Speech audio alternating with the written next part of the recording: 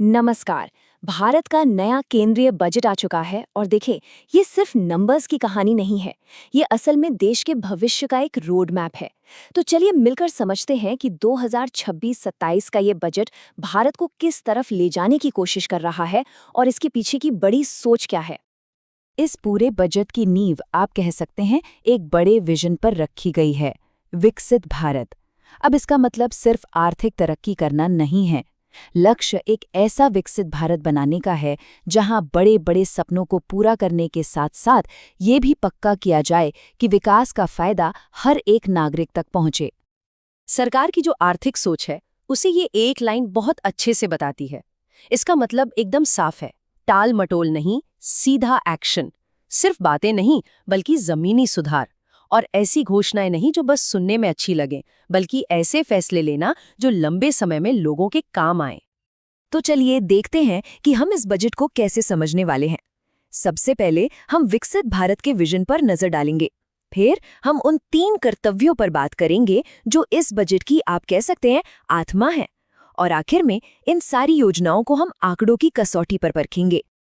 ठीक है, तो सबसे पहले बात करते हैं उस बुनियाद की जिस पर यह पूरा बजट खड़ा किया गया है।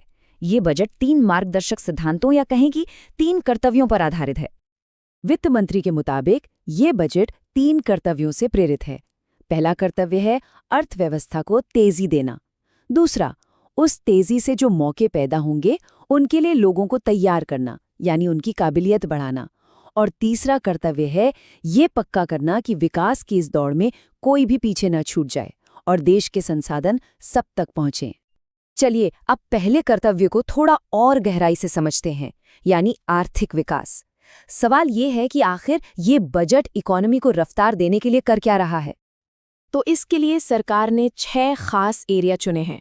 इनमें मैन्युफैक्चरिंग और इंफ्रास्ट्रक्चर जैसे पारंपरिक ग्रोथ इंजन्स को बढ़ावा देना तो है ही, साथ ही छोटे और मझोले उद्योगों यानी एमएसएमईज को चैंपियन बनाने और एनर्जी सिक्योरिटी जैसी भविष्य की ज़रूरतों पर भी फोकस है। और इन्हीं छोटे और मझोले उद्योगों यानी एमएसएमईज के लिए एक बहुत बड़ी घोषणा हुई है। सरकार ने 10,000 करोड़ रुपए का एक खास एसएमई ग्रोथ फंड बनाया है। ये एक बहुत जरूरी कदम है क्योंकि एमएसएमईज को भारतीय अर्थव्यवस्था की रीढ़ माना जाता है और ये फंड उन्हें आगे बढ़ने में सीधी मदद करेगा। एक और बड़ा इशारा सरकार के खर्च करने के तरीके में दिखता है। जो पैसा इंफ्रास्ट्रक्चर पर खर्च होता है उसे पिछले साल के 11.2 लाख करोड़ से बढ़ाकर अब 12.2 लाख करोड़ कर दिया गया है। देखिए, जब सरकार सड़कों, पुलों और पोर्ट्स पर खर्च करती है तो इससे सिर्फ देश की संपत्ति ही नहीं बनती, बल्कि बहुत बड़े पैमाने पर नौकरियां भी पैदा होती हैं। और ये ग्राफ इसी बात को और भी साफ कर देता है। अगर आप देखें तो पिछले कुछ सालों से पूंजीगत व्यय यानी कैपेक्स लगातार ऊपर ही जा रहा है। ये दिखाता है कि सरकार छोटे-मोटे खर्चों के बजाय देश में लंबी अवधि की संपत्ति बनाने पर ज्यादा जोर दे रही है, जो विकास के लिए एक मजबूत नींव तैयार करता है। अब आते हैं दूसरे कर्तव्य पर, जो है क्षमता निर्माण। मतलब अर्थव्यवस्था तो बढ़ रही है, लेकिन लोगों को भी तो इसका फायदा उठाने के लिए तैयार करना होगा। ये हिस्सा इसी पर फोकस करता है, नागरिकों को नए स्किल्स और बेहतर सेहत से मजबूत बनाना। इसके लिए कई तरह की पहलें की जा रही हैं। एक तरफ हेल्थ सेक्टर में नए प्रोफेशनल तैयार करने के लिए इंस्टीट्यूट बन रहे हैं, तो दूसरी तरफ स्कूलों में गेमिंग और एनिमेशन जैसी भविष्य की नौकरियों के लिए लैब्स बन रही हैं।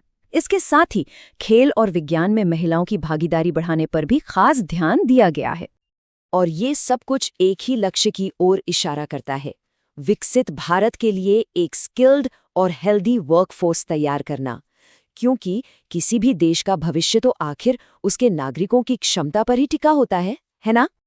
और अब बजट का तीसरा और आखिरी कर्तव्य, समावेशी अवसर। इसका सिद्धांत है सबका साथ सबका विकास, यानी ये पक्का करना कि विकास की धारा से हर कोई जुड़े, कोई पीछे ना रह जाए। इसके तहत समाज के अलग अलग हिस्सों के लिए खास योजनाएं हैं, जैसे किसानों को सही जानकारी देने के लिए भारत विस्तार जैसा एआई टूल लाया जा रहा है। वहीं महिला उद्यमियों को बाजार देने के लिए शी मार्ट्स बनाए जा रहे हैं और देश के पूर्वी राज्यों के विकास पर पूर्वोदय मिशन के तहत खास ध्यान दिया जा रहा है। चलिए, अब इन सभी विजन और योजनाओं से आगे बढ़कर बजट के सबसे जरूरी हिस्से पर आते हैं, आंकड़े। भाई, आखिर इन सब चीजों के लिए पैसा कहाँ से आएगा और कहाँ खर्च होगा? तो सवाल यही है कि इन सभी योजनाओं और विजन के पीछे की वित्तीय हकीकत क्या है। चलिए एक नज़र इन आंकड़ों पर डालते हैं। ये स्लाइड एक तरह से पूरे बजट का सार है। बाईं तरफ है सरकार की कुल आमदनी, यानी पैसा कहाँ कहाँ से आएगा, और दाईं तरफ है कुल खर्च, यानी पैसा कहाँ कहाँ जाएगा। ये हमें सरकार की आर्थिक सेहत की एक बड़ी तस्वीर देता है। अब आते हैं सबसे अहम आंकड़े पर, राजकोषीय घाटा यानी फिस्कल डेफिसिट। देखिए, आसान भाषा में ये सरकार की आमदनी और खर्च के बीच का अंतर है। इस साल का लक्ष्य इसे जीडीपी के 4.3% तक रखना है। ये नंबर बहुत मायने रखता है, क्योंकि ये बताता है कि सरकार अपने खर्चों को पूरा करने के लिए कितना उधार ले रही है। तो सरकार के पास पैसा आता कहाँ से है? ज्यादातर टैक्स से। ये चार्ट टैक्स से होने वाली कमाई को दो हिस्सों में दिखाता है। जो हरी रेखा है वो है डायरेक्ट टैक्स, जैसे इनकम टैक्स, और जो नारंगी रेखा है वो है इनडायरेक्ट टैक्स, जैसे जीएसटी।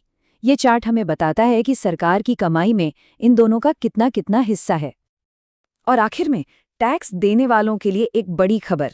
अप्रैल 2026 से एक नया और उम्मीद है कि ज्यादा आसान इनकम टैक्स कानून लागू किया जाएगा। इसका मकसद टैक्स भरने की पूरी प्रक्रिया को सरल बनाना है।